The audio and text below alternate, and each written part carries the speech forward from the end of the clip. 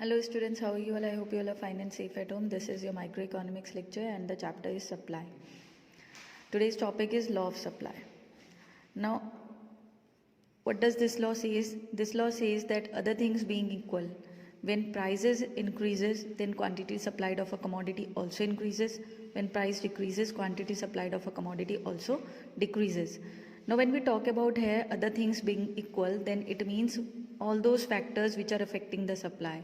Other things being equal, other things remaining constant means that all the factors other than supply, जितने भी factor supply को affect करते हैं, हम assume करेंगे कि वो सारे के सारे कांस्टेंट हैं and only price is affecting the supply.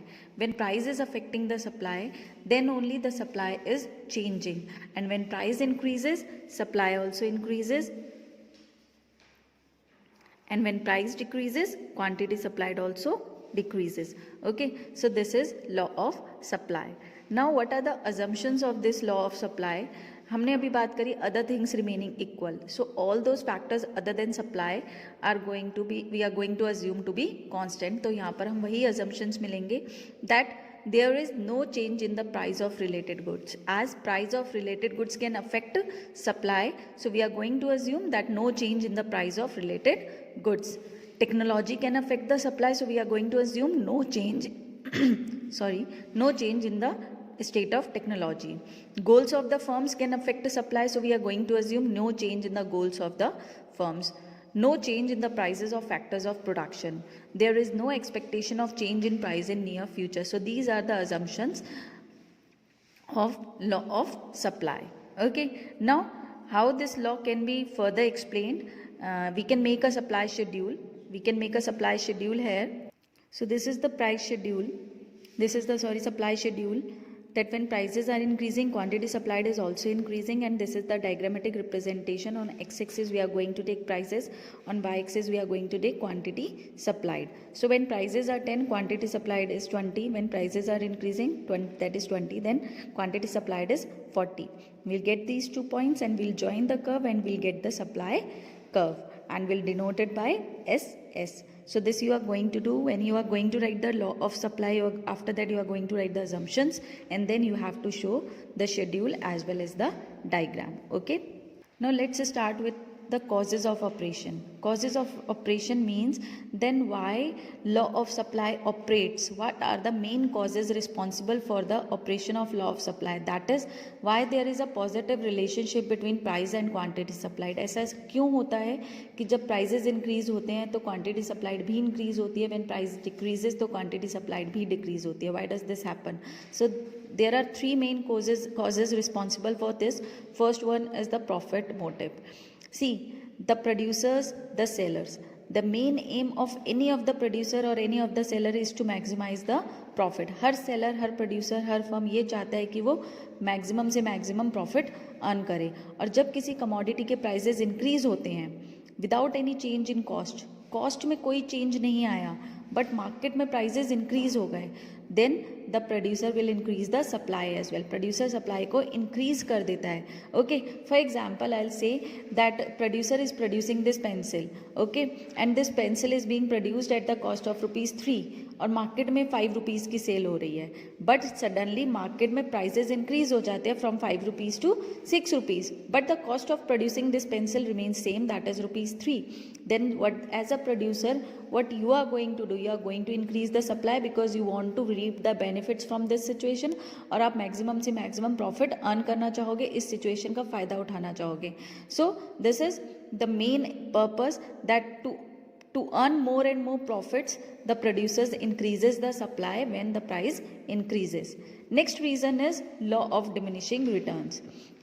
जब सप्लाई इंक्रीज होती है तो मार्जिनल कॉस्ट ऑफ प्रोडक्शन जो है that also rises as per the law of diminishing return. Law of diminishing return में क्या होता है, दैट मार्जिनल कॉस्ट की जब हम बात करते हैं, मार्जिनल कॉस्ट इंक्रीज होती है. क्यों इंक्रीज होती है? बिकॉज मार्जिनल प्रोडक्शन फॉल होता है.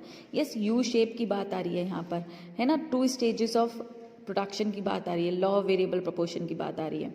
सो लॉ ऑफ डिमिनिशिंग रिटर्न की वजह से जब सप्लाई इंक्रीज होती है तो मार्जिनल कॉस्ट भी इंक्रीज होती है, और जब मोर क्वांटिटी सप्लाई होती है then only at a higher price to cover the rise in the cost of production. जब ज़्यादा से ज़्यादा सप्लाई होगी, जब ज़्यादा से ज़्यादा प्रोडक्शन होगा तो मार्जिनल कॉस्ट कम होने लग जाएगी, और जब कम होने लग जाएगी, कॉस्ट कम होगी, देन इट मीन्स कि प्रॉफिट अर्न होना ज़्यादा हो जाएगा. इफ़ आई से अगेन दिस पेंसिल, तो अगर इस पेंसिल का प्रोडक्शन इंक्रीज होगा और ज़्यादा होगा तो मे बी 3 रुपीज़ जो कॉस्ट आ रही है इस पेंसिल को प्रोड्यूस करने की, मे बी वो 2.5 रुपीज़ हो जाए. तो जब प्रोडक्शन बढ़ता है तो कॉस्ट कम हो जाती है, और जब कॉस्ट कम होती है बट सेलिंग प्राइस सेम रहता है तो ऑफकोर्स प्रॉफिट इंक्रीज होते हैं. Third reason is entry of new firms. Okay, when price of the commodity increases then many new firms enter into the market. तब बहुत सारे फर्म्स एंटर करते हैं ये देखकर कि दूसरा फर्म जो है, दूसरा प्रोड्यूसर जो है वो प्रॉफिट अर्न कर रहा है, प्राइजेस इंक्रीज हो रहे हैं. Many new firms enter into the market, और जब न्यू फर्म्स एंटर होते हैं तो वो भी प्रोडक्शन स्टार्ट कर देते हैं and overall supply increases in the market. For example अगर मैं कहूँ कि कमोडिटी ए के प्राइजेस 20 रुपीज़ से 30 रुपीज़ हो गए और एक्स फर्म ने 500 यूनिट्स प्रोड्यूस करी, ठीक है, तो जैसे ही प्राइजेस इंक्रीज हुए तो वाई फर्म भी मार्केट में एंटर कर गया, उसने भी 500 यूनिट्स प्रोड्यूस करे. जेड फर्म भी मार्केट में एंटर कर गया, उसने भी 500 यूनिट्स प्रोड्यूस करे. So prices will remain same.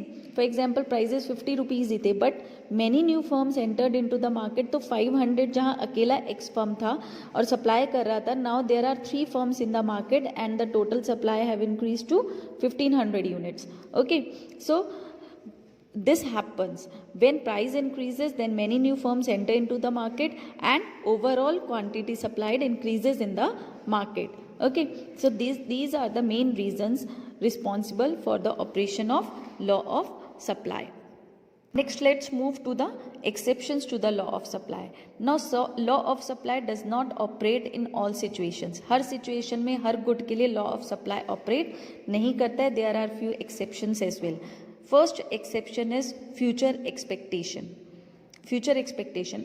If seller, अगर seller expect करता है कि future में prices जो हैं commodity के fall होने वाले हैं, then maybe the law of supply may not hold true. Okay, क्या होगा इस situation में? Sellers will be willing to sell more even at a lower price. वो चाहेंगे कि मैं कम से कम प्राइस पर ज़्यादा से ज़्यादा सेल करूं, और हो सकता है कि ऐसे में दिल expect fall in the price in the future, और वो क्या करेंगे, फॉल प्राइस में फॉल होने वाला है बट इन द फ्यूचर दिल इंक्रीज द क्वांटिटी सप्लाइड. तो क्या हो रहा है यहाँ पर, प्राइजेस फॉल हो रहे हैं और क्वांटिटी सप्लाई इंक्रीज हो रही है. Opposite is happening, negative relationship, जबकि क्या होता है सप्लाई एंड प्राइस में पॉजिटिव रिलेशनशिप. तो नेगेटिव रिलेशनशिप आ रहा है, it means it's an exception. Next, similarly, if the sellers feel like, sometimes seller may feel that there may be rise in the price in the near future. उन्हें लगता है कि future में prices increase होने वाले हैं, तो वो क्या करेंगे, आज अपनी सप्लाई को कम कर देंगे, प्रेजेंट में अपनी सप्लाई को कम कर देंगे, क्योंकि वो सोचेंगे that they are going to sell it in the future. हम फ्यूचर में जब प्राइजेस इंक्रीज होंगे तब हम सप्लाई करेंगे, तो आज वो अपनी सप्लाई को कम कर देते हैं. अगेन प्राइजेस आर, एक्सपेक्टेशन क्या है, प्राइस राइज की, बट सप्लाई क्या हो गई, कम हो गई, नेगेटिव रिलेशनशिप हो गया. It means law of supply does not hold true. Next exception is agricultural goods. Agricultural goods को लेकर law of supply does not apply strictly to agricultural goods. Why? Because supply of agricultural goods depends upon the natural factors. For example, amount of rainfall, fertility of the soil, natural calamities. अब अगर यहाँ पर prices increase हो गए तो क्या farmer agricultural goods की supply increase कर सकता है? No, because it is dependent on the natural factors. The production of agricultural goods is dependent on the natural factors. So it cannot happen. Yes. So law of supply strictly does not apply to agricultural goods. Next is perishable goods. Perishable goods के case में भी law of supply apply नहीं होता. Why? Because perishable goods, now first of all let me tell you what are perishable goods. Perishable goods are those goods which are used within a day or within 3 days. For example, your fruits, vegetables or in a single consumption. जब हम single time कोई भी consume करते हैं commodity, for example an ice cream, then that is known as perishable good, which can be deteriorated. Deteriorated मतलब जो खराब हो सकते हैं, और that should be consumed within 3 days of production. Okay, for example milk as well, fruits, vegetables. तो वहाँ पर भी law of supply अप्लाई नहीं होता है, because when price increases then the production of perishable goods does not increases. क्या ऐसा हो सकता है कि प्राइस इंक्रीज होते ही एक्स का प्रोडक्शन बढ़ जाए अपने आप? नहीं, इट इज़ नॉट पॉसिबल। जितना प्रोडक्शन एक्स का हो रहा है उतना ही रहेगा। Yes, egg is a perishable good. Yes, so this law does not apply to perishable goods as well. Last is goods of auction. Goods of auction कौन से होते हैं? वो goods जो ऑक्शन के लिए यूज़ किए जाते हैं। Auction I think you know very well, जहाँ पर बिडिंग की जाती है। Yes, so this law of supply does not apply to goods of auction as well. Why? Because these goods of auction are limited in stock. इनकी supply हमेशा limited होती है, fixed होती है। यस, जब प्राइस इंक्रीज होते हैं तो इन गुड्स की सप्लाई को इंक्रीज नहीं किया जा सकता, because they are already limited. So law of supply does not hold true in case of goods of auction as well. So this is all for today, students. I hope you understood this. Thank you and have a nice day.